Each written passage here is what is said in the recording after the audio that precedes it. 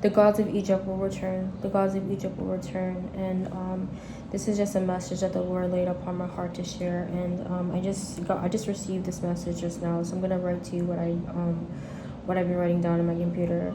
But basically, God said the gods of Egypt will return. And basically, these gods of Egypt that I'm talking about is basically the gods and stuff, the false gods that the Egyptian worship. And these false gods are real.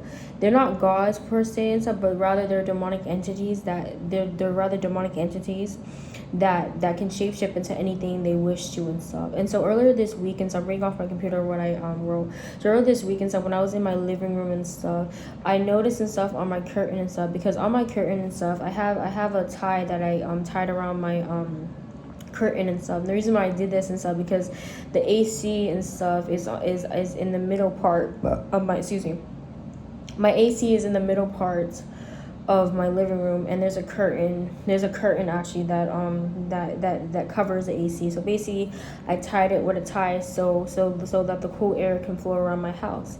And so what I noticed on the tie around my curtain, the purple tie, is that I saw the face of a dog. I saw the form of a dog. And one thing I have to say is that I have a gift of sight where God has given me the gift to see things in like objects. Like for example, so if I'm looking at a wall, or if I'm looking outside, or even the trees outside per se, I can see an object and stuff in the trees. It's kind of the same. It's kind of like it's not imagination per se. It's like being able to envision something else in its place. I don't know how to explain it and stuff because I'm still learning it myself. But basically what I was saying, I saw a picture of a dog, the face of a dog on the tie and stuff, and on top of this dog, the dog was wearing like an ancient Egyptian crown, kind of like the ones that the Pharaohs would wear and stuff. But this basically and stuff, when I looked up what it was, basically and stuff, when I looked it up, what I was seeing, I noticed that it was Anubis. And basically Anubis, I'm gonna look it up and stuff right now. Anubis was basically the ancient Egyptian god of the dead. Basically and stuff, he was a god and stuff who would depart, who would help. He basically was a god and stuff who basically and stuff. Anubis is basically like a copycat version, a demonic copycat of God, because only God can basically judge our souls. And basically his role was basically to depart souls that had died into the afterlife, and to oversee the famous weighing of the heart ceremony. Basically and stuff, he would weigh a deceased person's heart against the feather of truth, determine if they were worthy of eternal life. Now this is now Anubis and stuff was basically and stuff afterlife, and basically and stuff he basically guarded graves, interventing mummification, and guarding souls to the underworld. All demonic. All demonic. And so, as I was saying and stuff, the gods of Egypt will return. They return, as well as other pharaohs, and many past pharaohs and stuff. As I don't know if you guys know, but I've been researching stuff, and what I saw and stuff is that a lot of the past rulers of Egypt, a lot of them, especially past pharaohs, kings of Egypt, they preserved their bodies. A lot of them preserve their bodies under this form of mummification, because a lot of these pharaohs and stuff truly believe that they would come back to life, and they will and stuff. And basically one example of this was Ramesses the Great. They see this was a pharaoh and stuff, and he basically preserved his body. His mummy and stuff is still preserved and stuff. His mummy is preserved, and basically how they do this and stuff, how the ancient Egyptians preserve their bodies. This is what they do, and I looked it up. So basically how mummification works is one and stuff is organ removal. Basically and stuff, when the pharaoh would die, their brain was removed through their nostril, and then they would also remove their hearts, which was extracted to an incision in their abdomen, and then dehydration. Then the body and the removed organs were packed and covered in a natural salt compound, which completely dried out all bodily fluids over 40 days. And then itself, once the dry body was cleaned with palm wine, treated with oils, and stuffed with materials like sawdust, linen, and resin to restore its lifelike shape. It's kind of the same and stuff. It's kind of the same and stuff. This process, that's kind of the same when humans died. When let's say if you had a loved one that died, and your family decided to show your loved one's body to the whole thing. In order to keep the body from smelling, they would have to pack the body with stuff to make sure that the body won't smell or rotten, because when we die and stuff, the flesh will rot, because this is flesh, the flesh will rot and it will smell. So during funerals and stuff, I don't know what they do, but I think they put chemicals in the body, or they stuff the body with something to make it not smell. And so that's the same thing that they do with the mummification. And then in stuff, the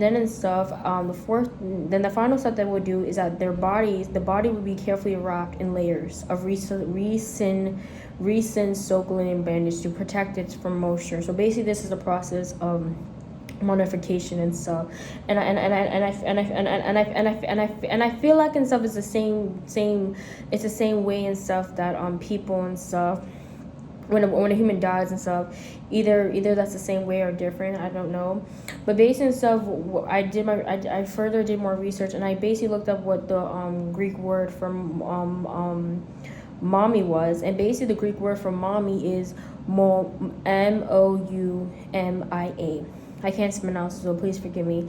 And basically, I looked it up, not word, but I basically looked it up and stuff. And basically, I looked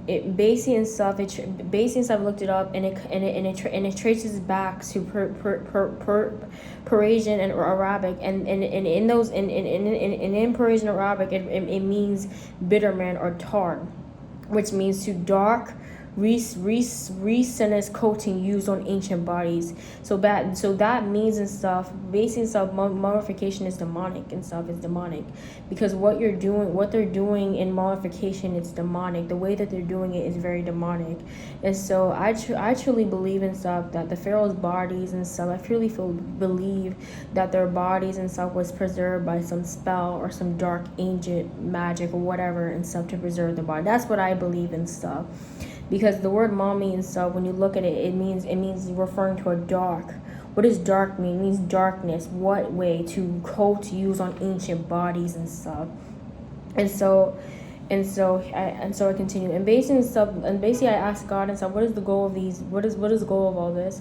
And basically he said the goal of the return of these false gods and pharaohs was to corrupt humankind. And then I asked God what the significance was about this, because if you have been keeping up on my page, I've been posting a lot about the end times. I've been posting what's going to happen. I've been posting about what God has been revealed to me, and God has been telling me a lot about the supernatural, talking about how a lot of these supernatural creatures that we did not think exist would return, like giants, aliens. He told me and stuff that alien reveals on horizon. He said giants will return, fairies, werewolves, and other super creatures that are hiding wherever they are, doesn't matter. And basically and stuff, I asked him this question. I asked him stuff, if the enemy is planning to deceive humankind, how can he do this by sending all of his kingdom out at once? Because if he's trying to corrupt humankind, won't there be confusion? But then God answered me and said, the enemy is not going to send his greatest weapon out yet. He said these creatures are going to come during different times of the end times, not at the same times. And so basically he told me and stuff what the role some of these creatures will play. He said that aliens will play as our close allies, where they already actually played as our close ally, because I'm gonna be honest with you and stuff. I'm gonna just blurt it out and stuff.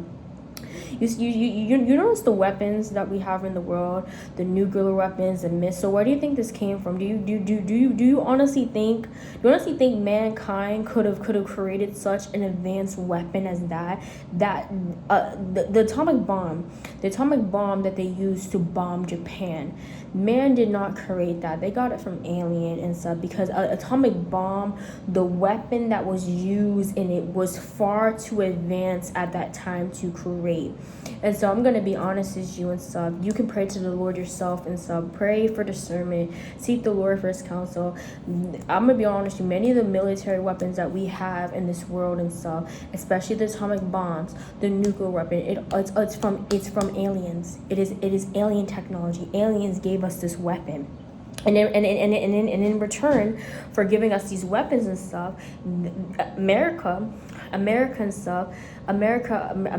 allowed these creatures to come into our society, allow them to mix with us, to become one with us, giving them jobs, giving them housing, giving them protection and stuff, protecting them and stuff, and I'm gonna be honest with you, and even giving humans and stuff to them to experiment on.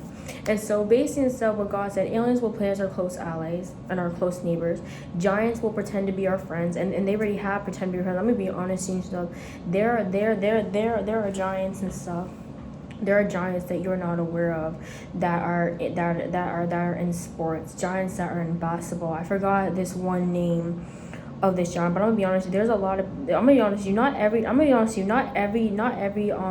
tall person in whatever sports, whatever it's football, basketball, not every tall person is human, because what the enemy did and stuff, the enemy cleverly, wickedly cleverly and stuff mix his kingdom into our seed. Remember, if you guys ever read Daniel and stuff, Daniel, I think it was Daniel something, but Daniel received a vision about the kingdom of iron, and he said that iron and iron clay can't mix. We are the clay. Iron is dumb. Iron is basically indestructible, and iron is basically means like a force of godliness, a force of thing. And basically the kingdom of iron is basically the kingdom of Satan. It is the fallen angels' offspring and stuff, because the fallen angels are angels. They make up 10% of God's glory. They basically represent God's glory and stuff. Only by a small amount, but they're indestructible. Angels can't be killed. Only God can kill the angels and stuff. Only God can kill angels. Angels can't kill each other and stuff. Only God can kill angels. Sorry about that. I don't know why I stopped recording, but I'm gonna keep going and stuff because I kind of got off topic. But God is telling us in this hour and time to not be deceived. Jesus said and stuff in Matthew that there will be many wonders and signs in the skies, and Jesus said many people will be claiming to be him. He said be not deceived. And also and stuff, God revealed to me, God said and stuff that Satan can change the weather. He can make miraculous things happen this side, because angels have the ability to change the weather, to make signs happen. But however and stuff, they have to have God's permission. I'm gonna be honest with you, nothing that happens on this earth happens without God's permission. God sees all. So if you notice the strange weather from our world that has been going on, yes and stuff, yes, there are things that can change the weather and stuff. Angels can change the weather and stuff. They can change it. So if you notice and stuff, that yes, Satan can change the weather. And so I'm going to continue and stuff. And so, oh Lord, help me keep going. But God said many will be deceived. He said many will fall into this trap. He said the enemy, the God of this world, has deceived mankind, that he's wrapped his claws into the mind of mankind and has captured their souls. And so for the rest of 2026, and so I'm reading this off on computer again, he said, God says this is the time to return to him with your whole hearts and to get right with him. He said the year 2027 is going to be a year where the blood will be shed. God said and stuff that there's going to be a World War III. He said and stuff that the war between Iran, America, and Israel is far from over. Iran will counterattack and catch America and Israel off guard. He also said that World War III is going to be a long nuclear war and that millions will die. And as I was saying before and stuff, nuclear weapons are not human-made. They're not. And so technology, as I said before, comes from the enemy. Technology and stuff was already shown to this world by the fallen angels. And I looked up what technology means in Greek, and basically technology in Greek and stuff. And I looked it up and stuff. Excuse me, my computer, please forgive me. But technology in Greek and stuff, and basically it's a combination of two words. The first word is tech, which in tech means art, skill, craft, or systematic method of making or doing something. The fallen angels and stuff, when they were on this earth and stuff, they taught mankind how to make weapons. They taught mankind magic arts. They taught mankind how to build weapons, magic arts. They taught them many other skills. And then that second one is logos, which means word, speech, reason, or expression of thoughts and stuff. I'm gonna be honest with you, the alphabet that we learned in school, the alphabet originally came from the fallen angels and stuff. Originally came from the fallen angels, because because I'm gonna be honest with you, Adam before they came down here and corrupted humankind, not aliens, but Adam and Eve had no knowledge whatsoever about weapons, about magic arts, about this, that, and even in birth control, they're the ones and stuff who told humankind on birth control. It was basically a way and so to basically depopularize us, to basically make our numbers smaller and stuff, so that their offspring that they created and stuff could be more larger in number. And so, as I was saying and stuff, basically I was saying, technology is basically just a demonic version of God's power. Technology is just knowledge. It's facts. It's not life. It's organic. It's dead and corrupted. And everything on this earth and stuff is basically a demonic version of God's design. And then I'm gonna give you an example. There was this new movie, and I wrote it down. But there's this new movie that came out this month on June 5th, and basically the movie was the Masters of the Universe 2026.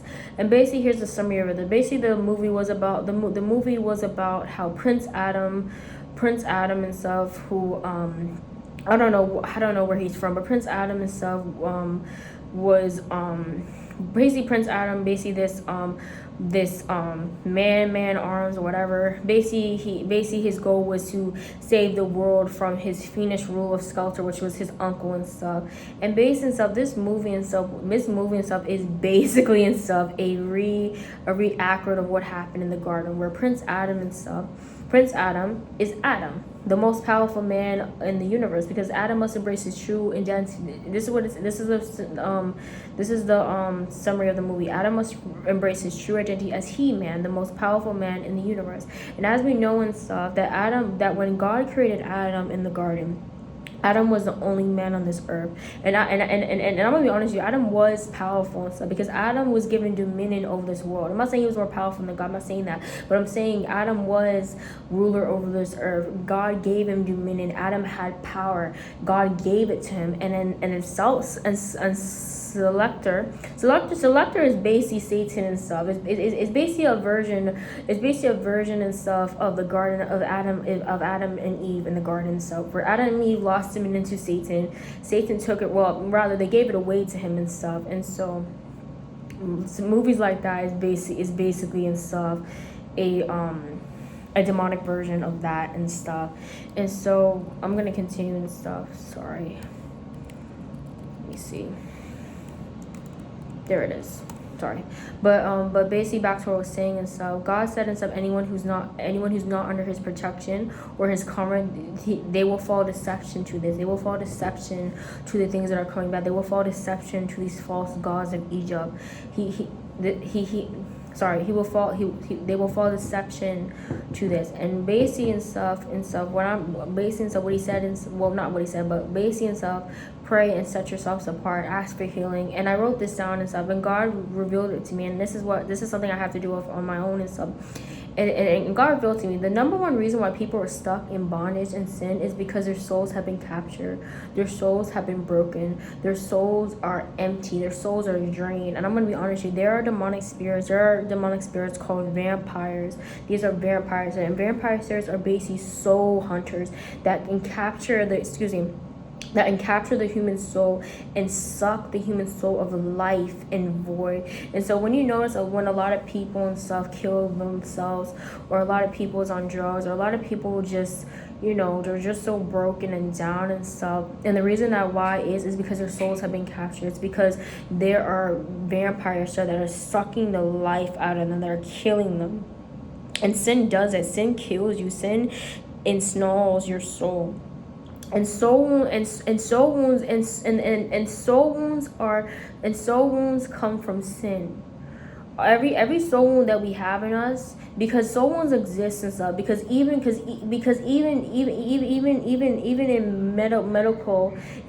medical and therapy practice, even they admit soul wounds exist, generational curses. If they notice a pattern, it exists. And soul wounds are basically just a consequence of sin. Soul wounds, the soul wounds that we have, rejection, humiliation, these are all demonic spirits that have installed our soul. These are all demonic spirits in our soul that's installing us. That is what soul wounds are. Soul wounds are basically empty voids that have been captured by demonic spirits that inflict us with pain, that brings up our past trauma and our memory. These are all demonic spirits that's just working against us to destroy us.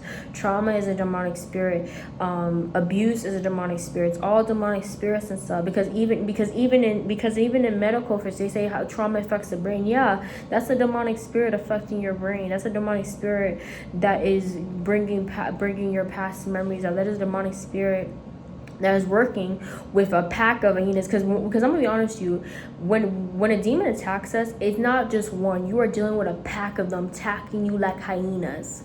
It's kind of the same like the Lion King and stuff when it's kind of the same like the Lion King and stuff when a pack of hyenas was, I don't even remember the scene, but basically it's a pack of hyenas that attack you and stuff.